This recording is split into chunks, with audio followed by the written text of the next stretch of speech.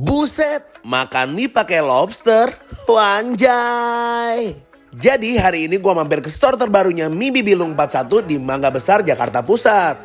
Tempatnya kece dan baru sampai aja langsung disambut sama Bibilungnya nih. Untuk varian menunya juga cukup lengkap. Dan variannya juga unik-unik loh. Tapi kali ini gue mau cobain mie Ciaponya. Ini adalah mie ayam dengan menggunakan kuah herbal.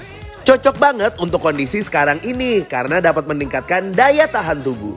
Nah, salah satu yang gue suka di sini adalah mie halus homemade-nya mereka. Mie halusnya benar-benar enak dan gak pernah gue temukan di tempat lain. Dan rekomen gue yang lain kalau kalian kesini kalian harus cobain si mie lobsternya. Mie halusnya aja udah enak, apalagi dicampur dengan minyak lobster dan lobster utuh seperti ini. Wah, sempurna banget. So, buat yang penasaran langsung aja cobain Mie Bibilung 41. Ah, mantap!